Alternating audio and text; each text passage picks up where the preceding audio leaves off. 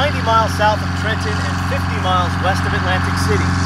Migrant farm workers toil here in remote Cumberland County, picking the produce you buy in the grocery store. Advocacy groups say up to 70% of this migrant farm workforce is in the country illegally. The owner of the farm says he's confident he's not breaking the law, but that Congress has to reform our immigration system. All right, we're here with Tom Shepard, whose family's been farming in Cumberland County since 1683. He has 240 workers on his farm. And for those who don't understand how they may get here, how you hire them, how do these workers arrive at your farm? The great majority of the people that work for us have come here by referral from their own family. We started out when my brothers and I came back from college. Our farm was only about 150 acres, and as we built the farm up, we hired people, and then they said, as we needed more people, they would say, well, I've got a cousin, or I've got somebody else that wants to come, and we'd bring more and more in. So it's mostly by that kind of referral. The Migrant Farm Worker Justice Project estimates that between 55% and 70% of all migrant farm workers are in the country illegally. You have said it's not your responsibility to verify. How confident are you that you're employing illegal workers? I wouldn't say it's not our responsibility. We collect all the necessary paperwork the government tells us we need to have. We collect I-9 forms, Social Security cards, and all the information that says they're legal. Whether it's 100% real, there's been statistics that said that 25% of all Social Security cards in the country aren't right, whether they're Mexican or they're immigrants or not immigrants. So that's not always true, or sure that they're going to be good. Sometimes those numbers will go to the government, and we'll get a response in the wintertime. Well, this number was no good, this number was no good. So we do get some responses that some guys give us cards that were in fact no good. You have to give them a chance to get a good one. Any employee, same way, whether they're immigrants or not.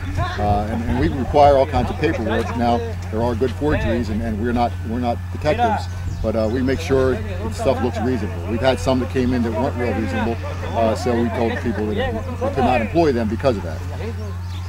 It's been said that if these folks didn't take these jobs, then you wouldn't have anyone to work your fields. Do you believe that? I believe that wholeheartedly. When we pulled up here in the pickup, it was 96 degrees out here. It's 2:30 on a Friday afternoon, and these guys are out here working.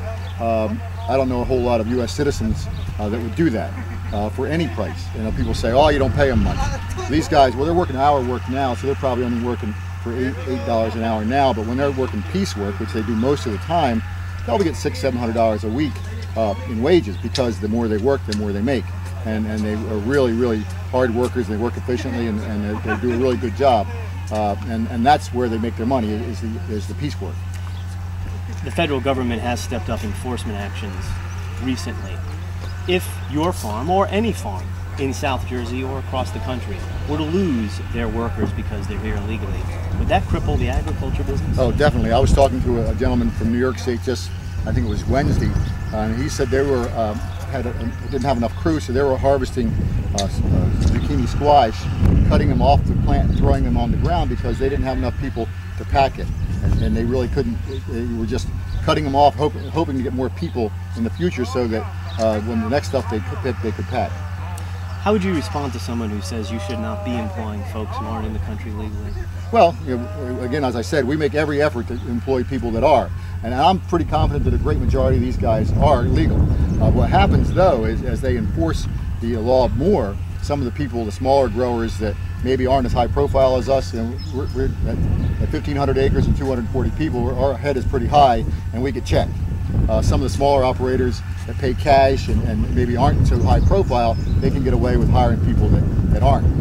Should they enforce the law more stringently, those people lose their people, then there's going to be more competition for the people that are here legally. Every advocacy group says we need national immigration reform because the current system is not sustainable. And it's not fair to the workers either. What would you like to see the federal government do? I'd like to see a real good guest worker program where the people could come here and work, say, 10 months or 9 months and go home. And that they would much rather do that. What you have with the system we have now is when these people do come here illegally, the husband comes here and he's going to be here and work year-round. He can't go back and forth across the border because of the law, so now his wife comes, and then they have kids here. And and they're burdening the system. They would much rather go home, the wife and kids stay home, and so the man could come back and forth across the border more easily. They would do that at a heartbeat. Our legal guys try to go back every year. They visit their families there, and they go back for the festivals in the wintertime, and then they love to go home. They don't want to stay here. But here is where the work is, where they can make much better money here than they can at home. The work these men do can be backbreaking. The wages are low and the conditions can be brutal. Temperatures are in the mid-90s today. These men are taking their midday break. Tom Shepard says he has less than 10% turnout every year in his workforce, though, an indication he's treating his workers well. How do you do this work? Well, it's close to home. My parents have been working here, so they got good relations, and pretty much because it's really close, you know. Many Americans wouldn't want to do this type of work, even with 10% unemployment. Often, immigrant workers are accused of taking jobs from Americans who are out of work. How do you feel about that? Well, I don't think we take the job. I mean, it's here for the taking. First come, first serve. And due to the unemployment, it's their fault if they don't want the job. I mean, it's here. It's hard work, but, you know, something to feed your family with. And your family's been working at this farm for some time. Yes, I have. I think 11 years since I got here. They've been working here. So, yeah. I'm not going to ask you about your immigration status, but advocates say that at least half, up to 70% of migrant farm workers are in this country illegally, and that speaks to how broken our immigration system is. Do you worry about federal enforcement action? Do your co-workers worry about federal enforcement action, potentially taking workers away from a farm like this? Yeah, definitely, because here, well, mostly they think they're doing it illegally and that they're stealing jobs and all that negative goes into it. But really, they're just here to find a job. They really just want to feed their families. And it's only a few that come here to do illegal stuff like the cartel and drug dealers. It's really them. It's really about them that they should be worrying about, not these people who just want to work. The field pulling out weeds in a pepper field here. It's been harvested a couple times.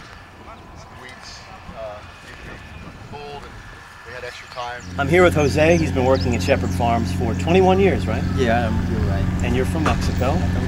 And you keep coming back to do this tough work. Why? Well, first I come here because you know that my family down there needed some money in Mexico. So I come here when I was younger, but I stay here around. Now here I only come back Mexico for when I have a chance, and especially on Christmas or New Year. What's a typical day like for you out in the fields? Well, you see here there's a lot of vegetables, peppers, like something like that. How many hours do you work during the day? Well, right here we work like 8-9 hours every day. At least? Yes, this at least for a week. So. It's got to be tough work, right? Oh yeah, especially in this time when this weather is too heated, you know.